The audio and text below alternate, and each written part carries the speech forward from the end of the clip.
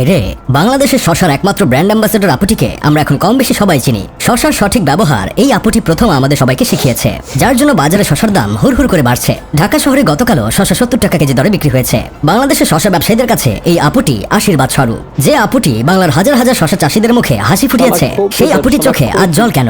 আর যে নীরবের সাথে শশা আপার পডকাস্টের একটা ক্লিপ ভাইরাল হয়, যেখানে দেখা যায় আপুটি কাঁদতে কাঁদতে বলে আপুটির মা নিজে দাঁড়িয়ে থেকে মেয়েকে ফোন কিনে দিছে। ফোন হাতে পেয়ে আপুটিকে যখন শয়তান কাতুকুতে দিছে, তখন বাধ্য হয়ে আপুটির বাবা মা তাকে শিকল দিয়ে বেঁধে রাখে। এখন আমার কথা হলো, শিকল দিয়ে বেঁধে রাখার পরেও আপুটি 2 দিন পর পর কক্সবাজার কিভাবে যেত? এক এক সময় এক এক ছেলেকে সাথে নিয়ে কক্সবাজারে যাওয়া, সেখানে গিয়ে একজন আরেকজনের মুখে অক্সিজেন দেওয়া, দুষ্ট ভিডিও বানিয়ে ফেসবুক ইনস্টাগ্রামে দিল কিভাবে? তাহলে কি বলতে হয় শিকলটা ভালো কোম্পানি ছিল না?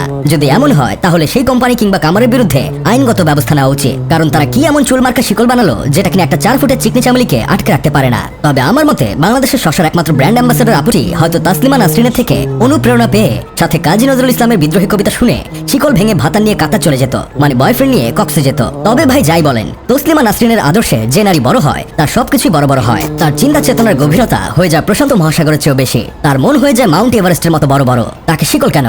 বিমানের গতি কমানোর অ্যারেস্টিং ওয়্যার দিয়ে বেঁধে রাখলেও সে সেটা ভেঙে ভাতান নিয়ে কাতার চলে যাবে। এখন আপনারা বুঝলে বুঝপাতা, না বুঝলে তেজপাতা। আর যে নীরবের সাথে শশার ব্র্যান্ড অ্যাম্বাসেডর আপুটির হৃদয় বিদারক কষ্টদায়ক পডকাস্টটা দেখার পর আমার বন্ধু কেরামত বলতেছে, শশা আপার যে বাবা মা আছে সেটা জেনে খুব ভালো লাগছে। আমি তো ভেবেছিলাম আপুটি চট করে দুনিয়া এসে সহজ সরল পোলাপানদের রাতের ঘুম কেড়ে নিয়ে দুর্বল বানিয়ে দিচ্ছে। আসলে সত্যি কথা বলতে কি ভাই, স্কুল কলেজে যেদিন থেকে বেত উঠিয়ে নেওয়া হয়েছে, সেদিন থেকে যেমন পড়াশোনা টুটমারা সারা, তেমনি বাবা মা যেদিন থেকে সন্তানের উপর থেকে শাসন উঠিয়ে নিয়েছে, সেদিন থেকেই সন্তান অধঃপতনে গেছে।